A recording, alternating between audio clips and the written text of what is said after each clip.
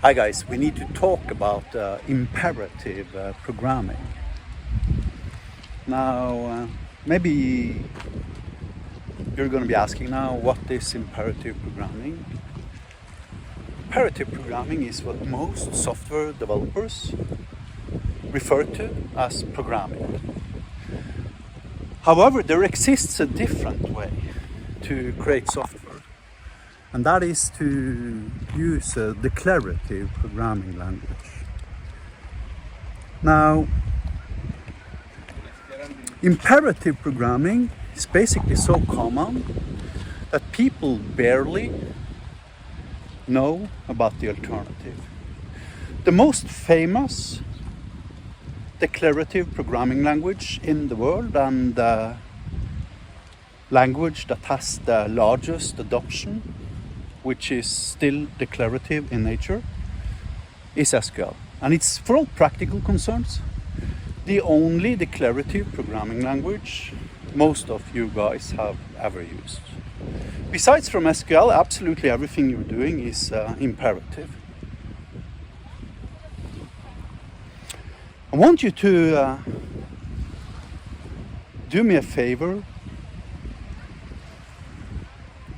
Mentally, in your mind, go through your last project. How much SQL did it contain?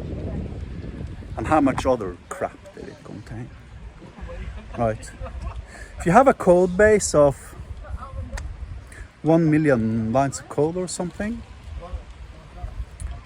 I'm willing to bet with you that less than 5% of that code base is SQL, and 95% of that code base is either Python or C# or Java or whatever. It doesn't matter what language you use. The amount of imperative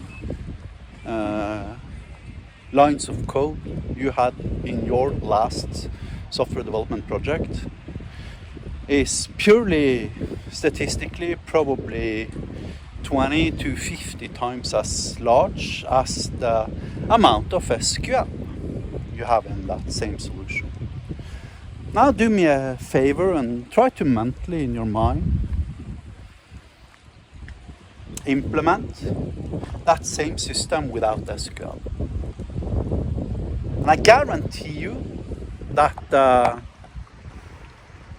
lines of code is going to explode. You're going to have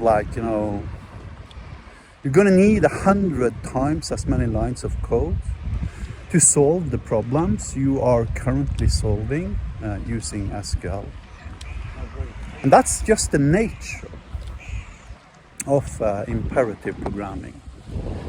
And the reasons for that is because imperative programming forces you to talk about the house, or to explain the house. And with the house, I mean how you open a database connection, how you initialize an HTTP request, how do you stream a file to an HTTP endpoint without having to load the entirety of the file up into memory before submitting it, etc., etc., etc. The big thing here is the house. Right, so when you're coding in an imperative programming language, you are forced and coerced into considering the house.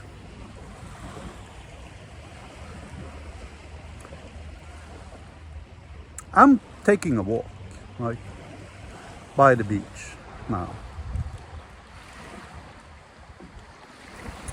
That's all I needed to tell my wife before I left the house. I shouted to her, "Hey, Josie, I'm going to take a walk." That's a declarative sentence, because I'm explaining to my wife using declarative constructs what my intentions are. So my intentions are to take a walk. So I tell my wife, I'm going to take a walk. 5 words. I will take a walk. Okay, 6 words. If I was to use imperative language constructs to explain that same thing to my wife, then I would end up with something resembling the following. Hey Josie, I'm going to go to the basket where I have my house keys. Then I'm going to put my house keys in my right pocket. And then I'm going to put on my shoes, open the entrance door to our house. When I have done that, I'm going to exit the house with my shoes on and take a walk down to the sea, where I'm going to be walking for 500 meters before I turn around and walk back home. So I just used like 150 words or something to explain something that shouldn't need more than 6 words. I will take a walk for 5 words now. I managed to optimize it out. That same difference between imperative communication and imperative programming on the other side, and declarative communication and declarative software development exists. What I mean by that is that, if you create solutions in software using imperative programming, then you're using 20 to 50 times as many words to describe what you are going to do with the computer compared to if you were using a declarative language. It's just the nature of the differences between imperative instructions and declarative instructions.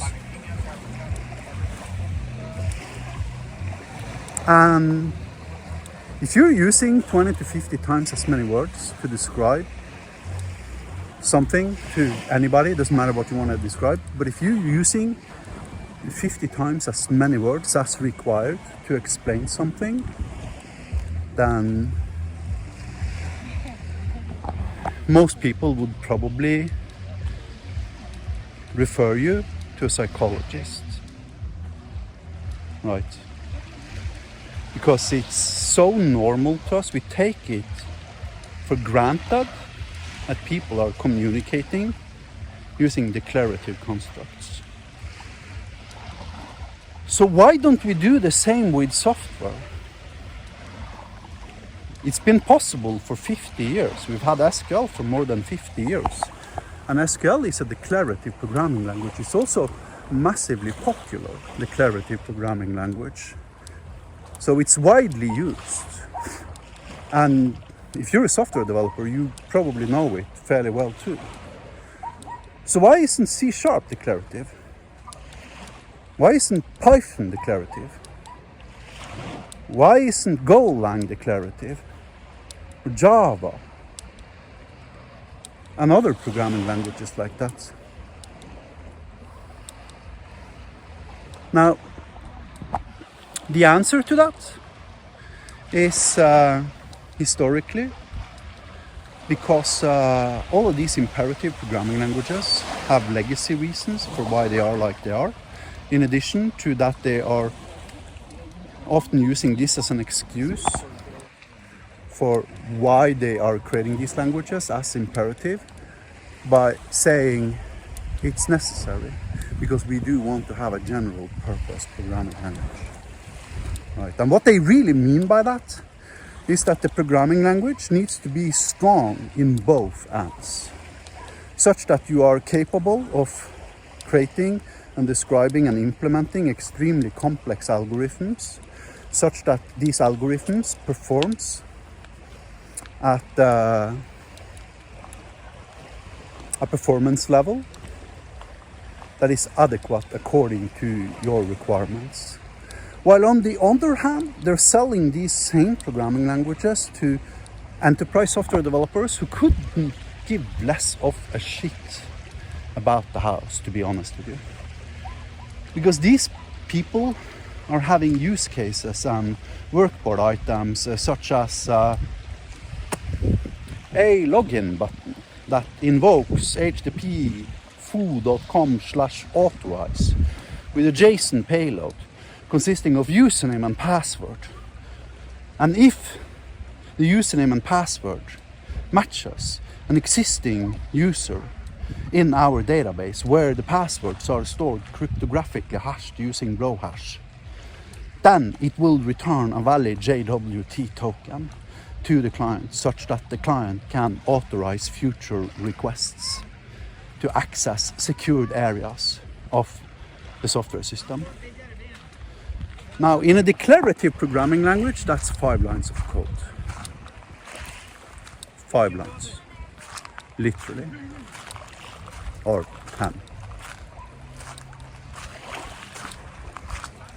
In an imperative programming language, that's 200, 300, 400 lines of code, right?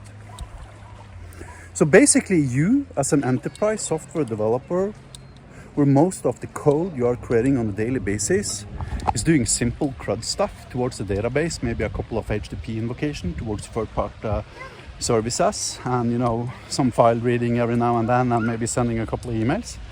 I basically described 80% of your daily job, right? For an enterprise software developer to use an imperative programming language is theft. It's theft. You're stealing from your employer. Because if you had used a declarative programming language, you'd end up with 5% of the code base, and you'd end up with 5% of the technical debt. You'd end up with the same scalability and performance, probably better, in fact, to be honest with you, because most software developers aren't smart enough to write optimal algorithms. And in a declarative programming language, all of these algorithms are pre-implemented, very often in an extremely optimized way, because they are being reused in hundreds of thousands of different components and solutions and stuff like that. So they've been optimized to death. So you have the same execution speed, you have the same performance, you have the same scalability traits. There's only one change, in fact, and that's that you end up with 5% of the code base and 5% of the technical debt, and therefore 5% of the maintenance costs. Which implies that if you can choose declarative programming and you're not choosing it because you want to use imperative programming instead, you're stealing from your employer. Really, it's that simple. Have a nice day.